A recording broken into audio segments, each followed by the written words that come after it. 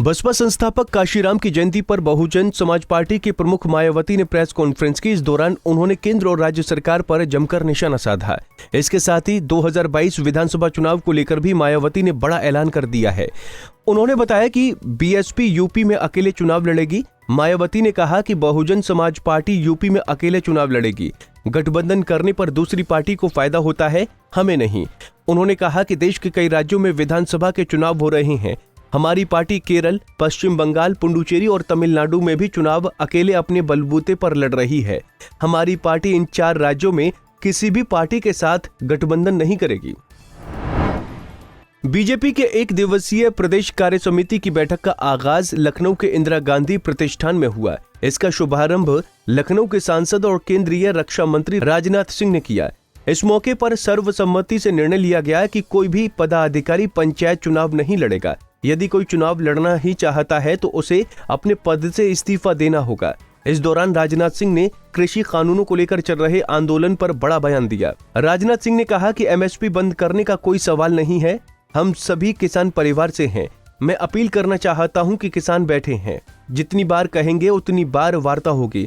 हम संशोधन करने को भी तैयार हैं। कहीं कोई कठिनाई आ रही है तो उसके लिए भी तैयार हैं। बीजेपी के 1 दिवसीय प्रदेश कार्य समिति के समापन कार्यक्रम में मुख्यमंत्री योगी आदित्यनाथ ने शिरकत की। इस दौरान उन्होंने अपनी सरकार के कार्यकाल के दौरान किए गए कार्यों का बखान किया।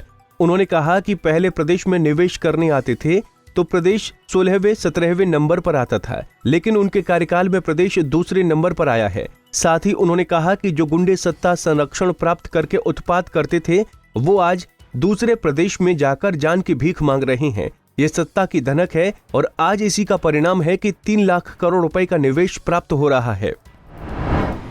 उत्तर प्रदेश में आगामी त्रिस्तरीय पंचायत चुनाव में सीटों के आरक्षण व्यवस्था को लेकर इलाहाबाद हाईकोर्ट की लखनऊ बेंच ने बड़ा फैसला दिया है। हाईकोर्ट ने कहा कि साल 2015 को बेस मानकर आरक्षण लागू हो। इससे पहले राज्य सरकार ने कहा था कि वो साल 2015 के आधार पर आरक्षण व्यवस्था लागू करने के लिए तैयार हैं। राज्य सरकार के इस पर सहमति के बाद न्यायमूर्ति ऋतुराज अवस्थी और न्यायमूर्ति मनीष माथुर की खंडपीठ ने 27 मार्च तक चुनाव आयोग को सभी तैयारी और 25 मई तक त्रिस्तरीय पंचायत चुनाव संपन्न कराने का आदेश दिया है। एआईएमआईएम के राष्ट्रीय अध्यक्ष असदुद्दीन ओवैसी ने भी बलरामपुर में एक चुनावी रैली को संबोधित किया। इस रैली के जरिए ओवैसी ने योगी सरकार पर जमकर वार किए। ओवैसी ने कहा कि जब से बीजेपी की सरकार बनी 2017 से 2020 के दरमियान में 6475 एनकाउंटर हुए हैं। एनकाउंटर में मरने वालों की तादाद 37% मुसलमान है। उत्तर प्रदेश में मुसलमानों की आबादी 18 से 19% के दरमियान है। आखिर ये जुल्म क्यों हो रहा है? ओवैसी ने कहा कि मरते दम तक वो मुल्क और मुल्क के संविधान को बचाने का प्रयास करेंगे।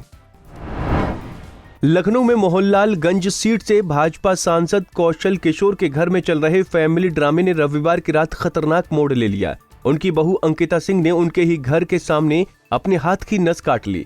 वहां मौजूद सुरक्षा कर्मियों ने आनन फानन में उन्होंने सिविल हॉस्पिटल में भर्ती कराया। अब उनकी हालत स्थिर बताई जा रही है। हालांकि आत्महत्या की कोशिश से पहले अंकिता ने 5 मिनट 10 सेकंड का वीडियो जारी किया, जो अब वायरल है। इसमें सांसद की बहू अंकिता रोते हुए कह रही हैं कि मैं इस दुनिया से जा रही हूं। अंकिता ने कहा कि आयुष, मेरी कोई गलती नहीं थी, लेकिन तुमने मेरे जीने की कोई वजह नहीं छोड़ी। तुम मुझे छोड़कर चले गए।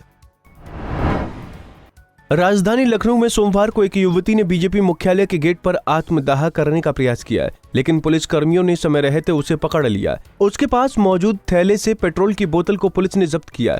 युवती का आरोप है कि फुरकान नाम के आरोपी ने उसे शादी का झांसा देकर उसके साथ अवैध संबंध बनाए, लेकिन अब वो शादी से इनकार कर रहा है। वो बीते 6 माह से पुलिस कार्यालयों के चक्कर लगा रही है, लेकिन सुनवाई होने के बजाय उसके साथ अभद्रता की जाती है। फिलहाल पुलिस कमिश्नर ने आरोपी की गिरफ्तारी के आदेश दिए हैं। प्रतापगढ़ में जहरीली शराब का कहर देखने को मिला, जहां जहरीली शराब पीने से एक महिला समेत 4 व्यक्तियों की मौत हो गई।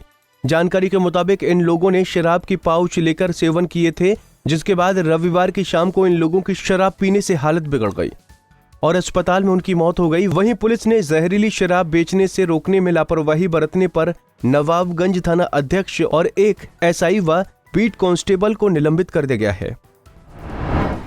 ग्रेटर नोएडा में हथियारबंद बदमाशों ने बंदूक के बल पर एक इंजीनियर से कार लूट ली। इस दौरान बदमाशों ने इंजीनियर की पत्नी और उसकी 3 महीने की बेटी का अपहरण कर लिया। हालांकि बदमाश कुछ दूरी पर दोनों को छोड़कर फरार हो गए। इस घटना से पुलिस विभाग में हड़कंप मच गया। इस वारदात के बाद सोमवार को चौकी प्रभारी सहित 4 पुलिसकर्मी लाइन हाजिर किया गया है। साथ ही डीसीपी सेंट्रल नोएडा हरीश चंद्र ने मामले में जल्द ही खुलासे का दावा किया है। वाराणसी के तेजगंज थाना अंतर्गत काशी विद्यापीठ के छात्र रोहित यादव पर गोली चलने से सनसनी मच गई। बताया जा रहा है कि छात्र नेता रोहित यादव चाय पीने के लिए अपने एक साथी के साथ गया था। इसी दौरान बदमाशों ने उन पर गोलियां बरसा दी। वारदात में रोहित यादव गंभीर रूप से घायल हो गए। उन्हें आनंद फानन में एक निजी चिकित्सालय में भर्ती कराया गया, जहां उसका इलाज चल रहा है। इस वारदात के बाद पूरे इलाके में हड़कंप मच गया।